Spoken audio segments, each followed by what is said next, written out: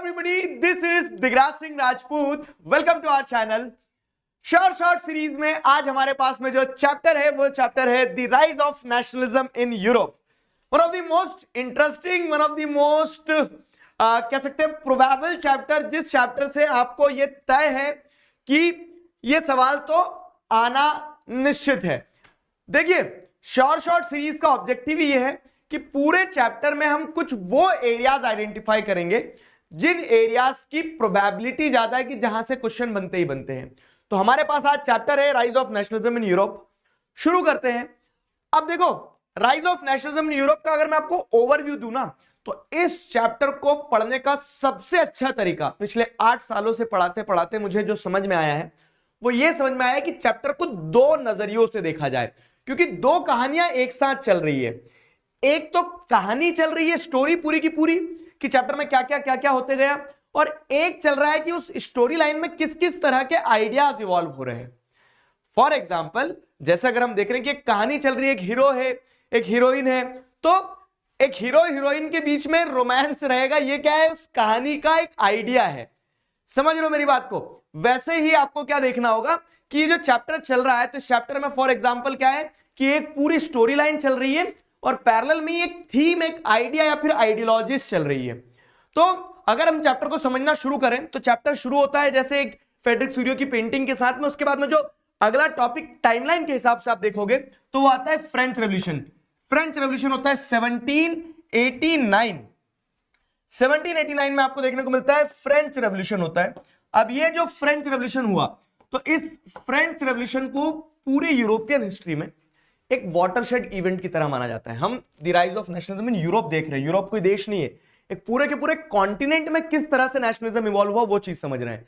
तो 1789 में French revolution हुआ. फ्रेंच रेवोल्यूशन होने के बाद में पावर जनता के पास आती है, लेकिन वो पावर जनता के पास से वापस चली जाती किसके पास में? एक मिलिट्री डिक्टेटर के पास में, नेपोलियन के पास में. तो वही 1789 के बाद में आप देखते हो तो फ्रेंच रेवोल्यूशन के बाद में चीजें चल रही थी. फ्रांस के रेफरेंस से हम यूरोप को समझेंगे, क्योंकि चैप्टर में बताया भी गया एक जगह, when France sneezes rest of the Europe catches cold. तो फ्रांस का बहुत इंपॉर्टेंट रोल रहा है पूरे यूरोप की हिस्ट्री को इन्फ्लुएंस करने में.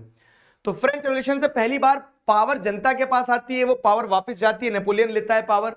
नेपोलियन पावर में जब अपने हाथ में लेता है तो वो कुछ चेंजेस इंट्रोड्यूस करता है. सिविल कोड ऑफ 1804, जिसे नेपोलिक कोड भी कहा जाता है, वो चैप्टर में बताया गया है. जो पावर में आता है वो जाता भी है भाई साहब. तो नेपोलियन का फॉल भी होता है. ठीक है, 1815 कहानी आगे बढ़ गई. 1815 में नेपोलियन का फॉल हुआ. अब नेपोलियन जब हारता है तो कभी भी पावर वैक्यूम में नहीं रहती कि किसी के पास पावर नहीं है, एक के पास से जाती तो दूसरे के पास आती है. जो पावर में आता है वो जाता भी है, वो जाता है तो कोई और आता है ना. तो वही चीज कि जब नेपोलियन हार जाता है तो कंजर्वेटिव्स पावर में आते हैं. कंजर्वेटिव्स कौन है? वापस से रूलिंग क्लास के लोग पावर में आते हैं. जो बॉर्बन डायनेस्टी के राजा थे वो फिर से राजा बन जाते हैं. ये सारी चीजें. तो इस बीच में ट्रीटी ऑफ वियना साइन होती है. ट्रीटी ऑफ वियना एक इंपॉर्टेंट टॉपिक हो जाता है चैप्टर का. फिर कहानी आगे बढ़ती है. अब ये कंजर्वेटिव्स जो पावर में आए तो ये भी हमेशा पावर में नहीं रहेंगे.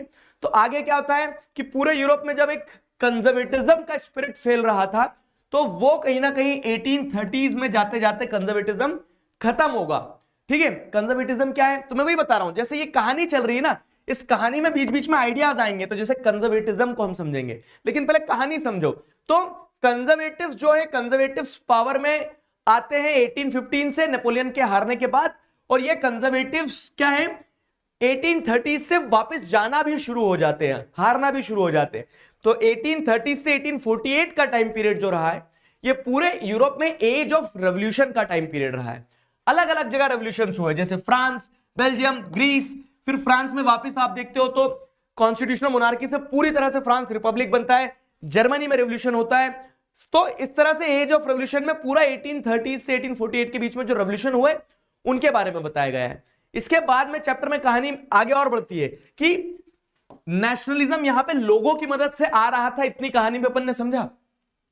लेकिन लोगों के अलावा भी जैसे अगर आप देखोगे तो can army be the architect of nation. जो कंजर्वेटिव्स थे वो खुद भी देश बनाने के लिए फिर क्या करते हैं, फ्रंट फुट पे आते हैं. तो जर्मनी का यूनिफिकेशन जर्मनी के प्रिंसली हाउस ने करवाया. इटली का यूनिफिकेशन इटली के प्रिंसली हाउस ने कराया. ब्रिटेन में जैसे अगर आप देखोगे तो पार्लियामेंट और पार्लियामेंट के साथ साथ में मोनार्क के कॉपरेशन से ब्रिटेन बना.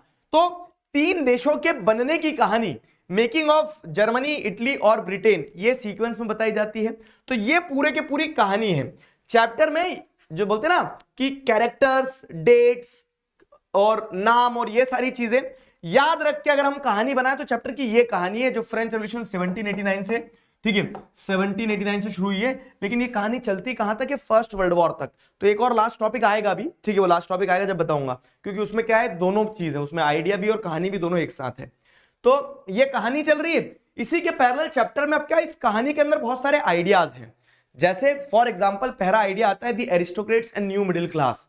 और ये एरिस्टोक्रेट्स और न्यू मिडिल क्लास कौन है, इनका आइडिया क्या है, लिबरलिज्म, इसको कहां सेट करेंगे। देखो तो क्या होता है भाई साहब कि फ्रेंच रेवोल्यूशन आता है, ठीक है, नेपोलियन पावर में आता है, नेपोलियन हारता है, नेपोलियन हारने के बाद में कंजर्वेटिज्म पावर में आएगा, ठीक है, मतलब कंजर्वेटिव्स पावर में आएंगे।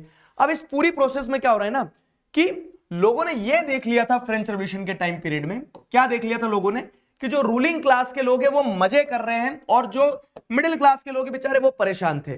लेकिन अब मिडिल क्लास के लोग पढ़ लिख लिए थे, तो पढ़ लिख लेने से उन्होंने फ्रीडम की डिमांड करना शुरू कर दी थी। तो जो फ्रेंच रेवोल्यूशन आया भी ना, उसमें कहीं ना कहीं लिबरलिज्म का, फ्रीडम के आइडिया का एक बहुत इंपॉर्टेंट रोल था। तो वो कहानी के अंदर ये आइडिया एक इंपॉर्टेंट रोल प्ले करता है। अब जैसे क्या हो रहा है कि ये कंजर्वेटिव्स वापस पावर में आए, तो कंजर्वेटिव्स कौन है, तो जो रूलिंग क्लास के लोग थे उनका सोचना विचारना क्या कि हम सारे लोगों को आपस में एक रहना चाहिए, वो आपस में ही एक दूसरे से शादी करते थे, उनकी एक क्लास स्टेटस थी, तो वो कंजर्वेटिज्म था। वो कंजर्वेटिव्स पावर में आए, लेकिन अब कंजर्वेटिव्स भी पावर से जाएंगे ना, जैसे मैंने बताया एज ऑफ रेवोल्यूशन, तो इस समय पे रेवोल्यूशनरीज आगे आ रहे थे। तो कंजर्वेटिज्म एक आइडियोलॉजी थी, उनको अपोज करने वाले जो लोग थे वो रेवोल्यूशनरीज थे, जैसे गुज़िपी मजीनी का नाम आता है, तो वो एक रेवोल्यूशनरी थे, समझ में आया। तो रेवोल्यूशनरीज के बारे में आइडिया बताया गया है चैप्टर में। फिर आप देखोगे क्या है कि देश, जब देश बन रहे थे ना, ये जो एज ऑफ रेवोल्यूशन का टाइम पीरियड है, जैसे फॉर एग्जांपल ग्रीस जो है, तो ग्रीस की आजादी के लिए क्या हो रहा था, ग्रीस की आजादी के लिए पूरे यूरोप से लोग लड़ने जा रहे थे। क्यों? क्योंकि ग्रीस से सेंटिमेंट्स जुड़े हुए थे, इमोशंस जुड़े हुए थे। तो देश को देश बनाने के लिए सिर्फ हमेशा लड़ाई, साइंस, रैशनल की जरूरत नहीं होती है। कभी कभी क्या होता है, फीलिंग्स, इमोशंस, इंट्यूशंस भी इंपॉर्टेंट रोल प्ले करते हैं। वही आइडिया आपको रोमांटिसिज्म एंड नेशनल फीलिंग वाले टॉपिक में बताई गई है। ये एक आइडियोलॉजी है, समझ में आ रहा है। तो पूरे चैप्टर की कहानी में अलग अलग आइडियाज बताए गए हैं आपको। फिर आप देखोगे तो फिर क्या है कि यहां तक कहानी चली पूरी। आप देख रहे हैं कि नेशनलिज्म इन यूरोप में अलग अलग यूरोपियन कंट्री बनी थी, अलग अलग यूरोपियन एम्पायर जो थे वो कंट्री बने थे। तो सिर्फ साथ लड़ लेने से आप देश नहीं बन जाओगे, आपको देश बनाने के लिए वो भाव लाना होगा। तो इसीलिए क्या है, नेशंस को विजुअलाइज करवाया गया, एलेगरीज बनाए गए, जैसे फ्रांस की एलेगरी, ठीक है, जर्मनी की एलेगरी, तो वो जर्मेनिया और ये सारा एलेगरी कंस्ट्रक्शन वाला पार्ट यहाँ पे आएगा, चैप्टर का एलेगरी कंस्ट्रक्शन वाला पार्ट आएगा। अब इसी चीज को अगर एक कदम और आगे बढ़ाएं तो चैप्टर में कहानी भी चलती है क्या कि सारे देश बन गए यूरोप में, लेकिन ये जब यूरोप में कंट्रीज बन गई ना, तो ये कंट्रीज फिर यूरोप के बाहर लोगों को डोमिनेट करने की कोशिश करने लगी। यूरोप के अंदर ही इंपीरियलिज्म का ट्रेंड चालू हुआ, जहां पे एक कंट्री दूसरी कंट्री के ऊपर डोमिनेट करने का प्रयास करती है, ठीक है। तो वो नेशनलिज्म की फीलिंग इंपीरियलिज्म में कन्वर्ट हो गई। और नेशनलिज्म और इंपीरियलिज्म की कहानी में आपको बताया गया कि कैसे बाल्कन नेशंस बने, बाल्कन नेशंस आपस में लड़ रहे थे, उससे फर्स्ट वर्ल्ड वॉर हुआ। तो कहानी फर्स्ट वर्ल्ड वॉर तक आई है, ठीक है। तो स्टोरी भी है और इंपीरियलिज्म और नेशनलिज्म का आइडिया भी चैप्टर में आपको बताया गया है कि इंपीरियलिज्म क्या होता है, कि when a country tries to dominate socially, economically, politically over another country. तो ये पूरे चैप्टर की रूपरेखा है। अब इस पूरे चैप्टर की रूपरेखा में आपको क्या देखने को मिलेगा कि कुछ ऐसे सेक्शन हैं जहां से शॉर्ट क्वेश्चंस आते ही आते हैं। फॉर एग्जांपल जैसे हम बात करें तो ये फ्रेंच रेवोल्यूशन वाला पार्ट हो गया। जैसे अगर हम बात करें तो ऑब्जेक्टिव में ये एज ऑफ रेवोल्यूशन वाले पार्ट से कुछ चीजें हैं। Making of Germany, Italy and Britain में तय है कि एक क्वेश्चन आना ही आना है। आइडियोलॉजीज में जाओगे तो लिबरलिज्म फॉर श्योर है, किसी ना किसी सेट में इस साल एग्जाम में आएगी, लिख के ले लो, आज बोल रहा हूं मैं, एग्जाम से पूरे 2 महीने पहले। तो कुछ एरियाज हैं, शॉर्ट है कि जिन एरिया से सवाल आते ही आते हैं। आइए नजर दौड़ाते हैं। तो जैसे एमसीक्यू, हाँ अच्छा, मैंने एक बहुत इंपॉर्टेंट चीज ऑब्जर्व करी है over the period of time, एक ये वाला चैप्टर और एक नेशनलिज्म इन इंडिया वाला चैप्टर। इन दो चैप्टर से पता है, इन दो चैप्टर से एक ट्रेंड है कि क्रोनोलॉजिकल ऑर्डर याद रखना होगा आपको, और क्रोनोलॉजिकल ऑर्डर में क्वेश्चन पूछे जाते हैं। कैसे क्रोनोलॉजिकल ऑर्डर याद रखना होगा आपको कि जैसे इवेंट्स हुए कि नेपोलिक वॉर्स कब हुई, ट्रीटी ऑफ वियना कब हुई, ट्रीटी ऑफ वियना जैसे 1815 में, तो वो बता देते हैं, ऐसे एक एक क्वेश्चंस को अरेंज कर देते, मतलब एक एक टॉपिक दे देते हैं और बोलते हैं इनको अरेंज करो क्रोनोलॉजिकल ऑर्डर में। फॉर एग्जाम्पल जैसे ये दे दिया कि नेपोलिक वॉर कब हुई, ट्रीटी ऑफ वियना कब हुई, ग्रीक स्ट्रगल फॉर इंडिपेंडेंस कब शुरू हुआ, slave nationalism in Ottoman empire कब हुआ। अब इसको आपको अरेंज करना है, 2023 में पूछा गया, ठीक है, ये 2024 में पूछा गया और ऐसे क्वेश्चन मल्टीपल टाइम आए हैं। तो इन दोनों क्वेश्चंस के आंसर देखो, मैं नोट्स वगैरह सब आपको टेलीग्राम में देता हूं और यहां जो क्वेश्चंस देता हूं उनका रेफरेंस भी बता रहा हूं कि ऐसे क्वेश्चन आए हैं। तो हिस्ट्री के शुरुआत के 2 चैप्टर से क्रोनोलॉजिकल बेस्ड क्वेश्चंस एग्जाम में आते हैं, तो वो प्रैक्टिस करना है आपको, ठीक है। इन दोनों क्वेश्चंस का आंसर कमेंट्स में।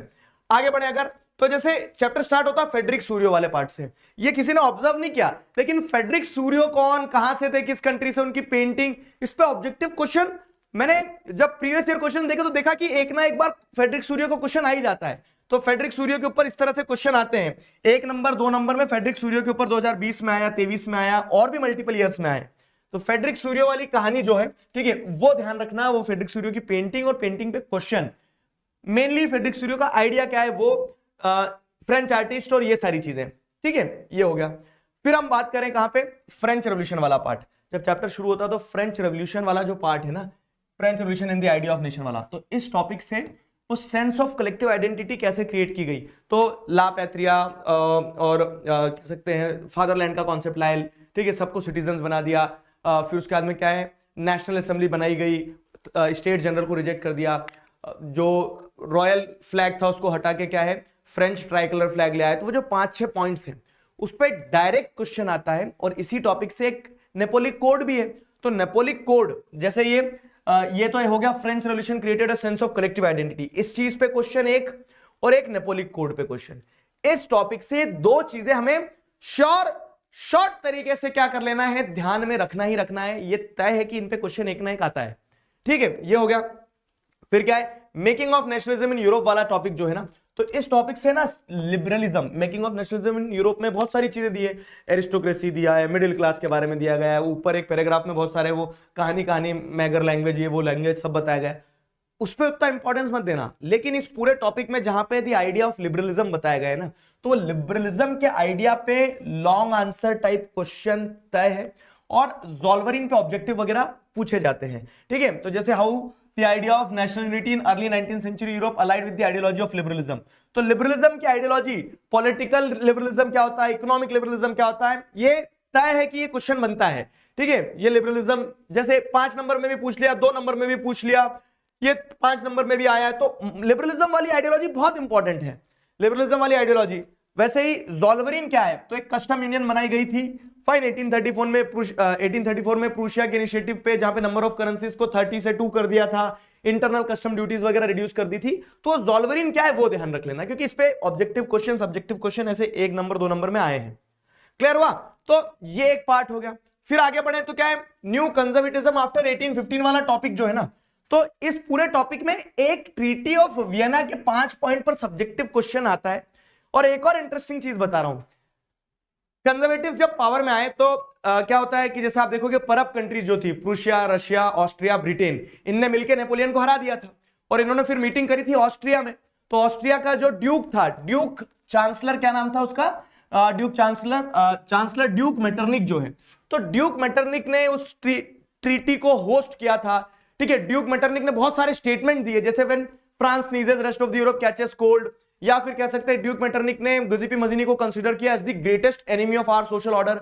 तो ड्यूक मेटरनिक के ऊपर स्पेसिफिक क्वेश्चन, उसके स्टेटमेंट्स पर क्वेश्चन बनते हैं, ठीक है। ड्यूक मेटरनिक फेवरेट पार्ट है, जैसे ये कांग्रेस, वियना कांग्रेस को होस्ट किसने किया, ड्यूक मेटरनिक ने, ठीक है। व्हेन फ्रांस नीजेस, ये स्टेटमेंट किसका है, ड्यूक मेटरनिक का है। तो ड्यूक मेटरनिक अपने आप में एक इंपॉर्टेंट कैरेक्टर है, उस पर बहुत क्वेश्चन आए हर साल, ठीक है, ये हो गया। फिर एज ऑफ रेवोल्यूशन वाले पार्ट पे आओगे ना, तो एज ऑफ रेवोल्यूशन वाले पार्ट में रोमांटिसिज्म वाला एक टॉपिक ऐसा है जिससे बड़ा क्वेश्चन बन सकता है।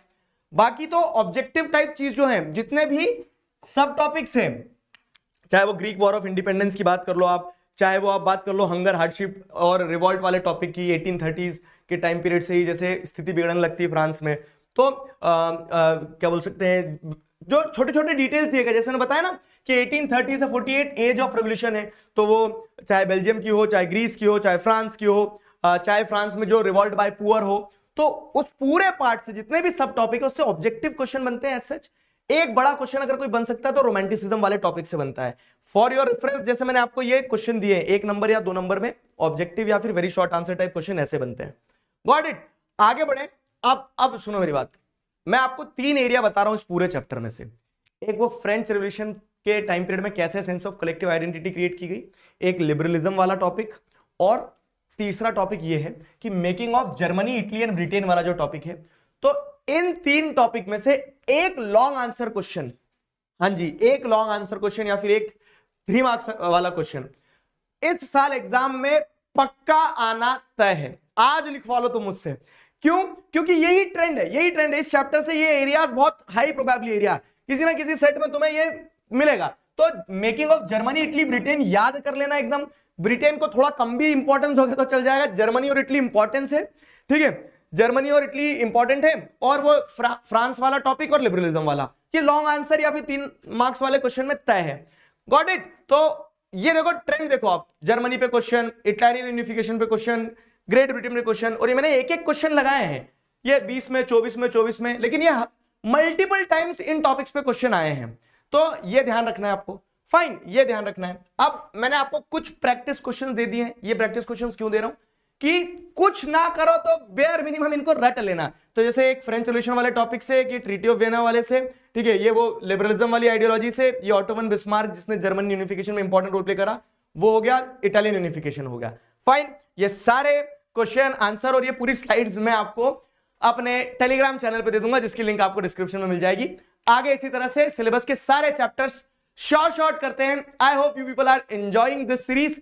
जितने भी मैंने होमवर्क क्वेश्चन दिए तुम्हें उनका आंसर कमेंट सेक्शन में बताना। अभी के लिए साइन ऑफ करता हूं, मिलते हैं नेक्स्ट वीडियो में, तब तक मुस्कुराते रहो। Signing off with this, together we can, we will. Thank you very much.